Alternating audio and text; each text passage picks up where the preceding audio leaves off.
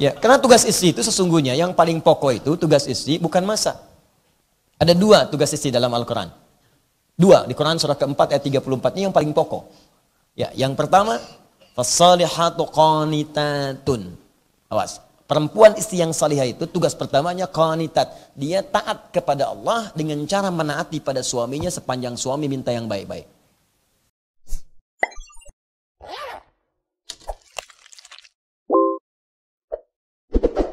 Ya, kalau masih ada daging kambing, daging ayam, kenapa mesti makan bob misalnya? Ya kan? Nabi bukan, seleranya nggak ke situ. Dan nggak harus dicontohkan. Nabi itu kalau tidak menyukai makanan, nggak akan menjelekkan makanannya, mendiamkannya. Itulah indahnya. Itulah suami kalau istri masakin kemudian. Nah. Nasihat dulu.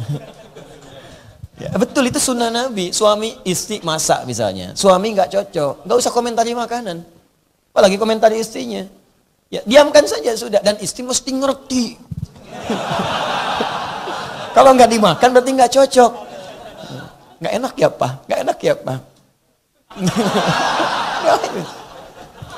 Udah. Jadi kalau dihidangkan itu ya makan. Kalau nggak suka diamkan, nggak usah dicela. Masih untung dimasakin. Ya, karena tugas istri itu sesungguhnya yang paling pokok itu tugas istri bukan masak. Ada dua tugas istri dalam Al-Quran. Dua, di Quran surah keempat ayat 34 ini yang paling pokok. Ya, yang pertama, fassalihatu qanitatun. Awas, perempuan istri yang salihah itu tugas pertamanya qanitat. Dia taat kepada Allah dengan cara menaati pada suaminya sepanjang suami minta yang baik-baik. Masya Allah. Kata suami, mah berjilbab ya, insya Allah Pak. Sayang malam tahajud ya, insya Allah.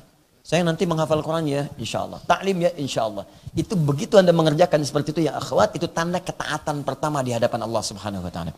Salihah. Tapi kalau minta pada yang tidak baik, boleh menolak dengan cara yang lembut, halus. Sayang buka jilbab ya, aku ada family gathering nih sekarang di perusahaan. Ya, yang lain nggak pakai jilbab, aku nggak enak sama yang lain. Boleh nolak. Tapi dengan cara yang halus. Apa? Nah, itu cari masalah. Ya. Ya, sampaikan dengan cara yang lembut. Pak, ini saya diajari berjilbab itu sudah 40 tahun sama mama. Mama sekarang sudah nggak ada. Ini bagian dari bakti saya kepada mama. Saya khawatir ketika dibuka, kemudian saya wafat tanpa jilbab. Bagaimana pertanggungjawaban di hadapan Allah Subhanahu wa taala? Rezeki kita sudah diatur, Pak. Cuman surga kita belum teratur. Aku khawatir berpisah denganmu di surga kelak karena jilbab ini. Gitu caranya. Ya, paham? Ya, yang kedua, hafidhatul lil ghaibi bima hafidhallah. Menjaga nama baik keluarga, khususnya suami, terutama ketika tidak sedang bersamanya di rumah atau dalam setiap tempat. Itu tugas istri, dua itu. Jaga nama baiknya. Allah. Hati-hati. Jadi ketika ada sesuatu pancingan-pancingan cerita yang tidak harus diceritakan, jangan cerita. Nah, ini kadang-kadang, mohon maaf nih, fokus kepada yang lain. Tapi yang pokok ini nggak dikerjakan. Judulnya memang pengajian, tapi pembahasannya sampai ke rumah tangga.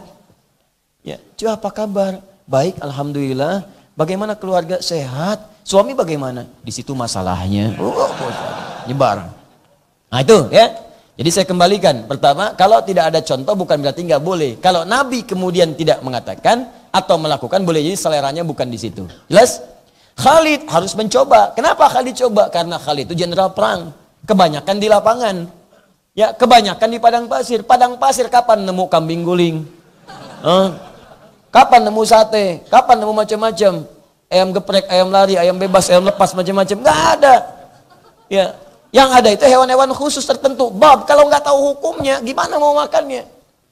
Ada hewan top, belum jelas hukumnya, tahan lapar.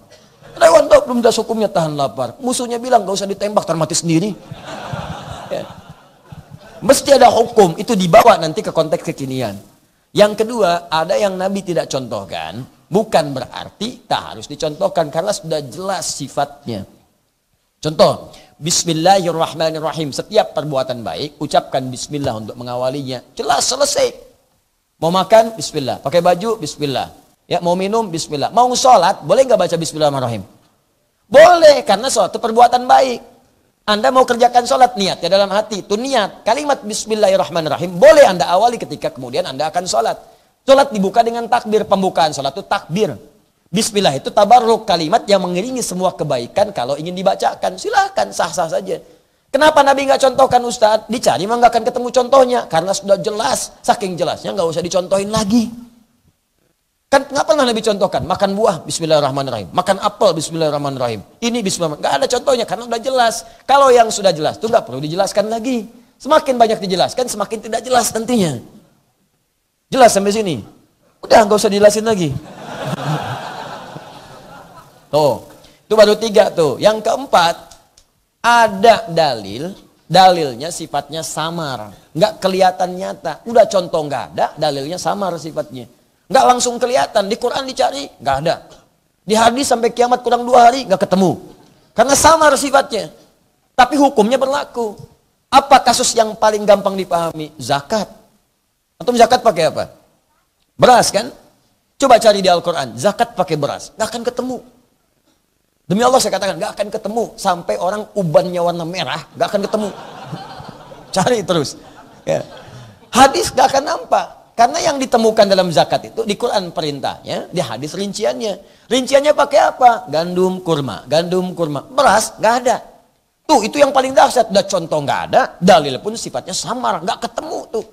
Apakah langsung dikatakan zakat pakai beras? Bid'ah. Gak bisa. Lihat dulu, maka ulama menyimpulkan, hadza irtun. Ini yang dimaksudkan kurma atau gandum itu makanan pokok. Dalilnya kias, analogi. Karena Nabi itu makanan pokoknya, beliau orang Arab, sampai sekarang orang Arab makanan pokoknya gandum dan kurma, maka yang dilihat jangan gandum dan kurmanya, makanan pokoknya. Di setiap tempat yang makanan pokoknya walaupun bukan gandum dan kurma, maka bahan pokoknya boleh digunakan sebagai bagian dari zakat. Itu hukumnya. Kalau dalil sorihnya nggak kelihatan, nampaknya nggak jelas, kelihatan, bukan berarti nggak boleh dilakukan. Nah sekarang di Indonesia kan bukan kurma, bukan gandum, apa makanan pokoknya? Nasi, sumbernya dari beras, makanya boleh berzakat dengan menggunakan beras. Jelas di sini? Nah ini 4 ini boleh. Kalau sama sekali tak ada contoh, sama sekali tak ada dalil, samar pun nggak ada, baru itu yang disebut dengan bid'ah. Sepanjang itu dimasukkan dalam konteks ibadah, bukan adat, bukan kebiasaan. Paham? Ini mesti paham kaidah ini. Kalau nggak paham, jangan bicara hukum. Yang nggak ada contohnya, bid'ah. Sebentar dulu, John. Ya, lihat dulu. Ada dalil nggak di situ? Ya, kalau ada dalil, silakan. Nggak ada dalil, samar, hilang sama sekali, baru kemudian dihukumi. Mengerti? Nah ini dasar ini penting saya singgung-singgung, karena nanti kita akan terkait dengan ini semua. Kalau yang dasar aja nggak paham, ujung-ujungnya nanti nggak nikah hubungan seksual jadi halal nantinya gitu kan? Balik lagi ke situ, udah tinggalin.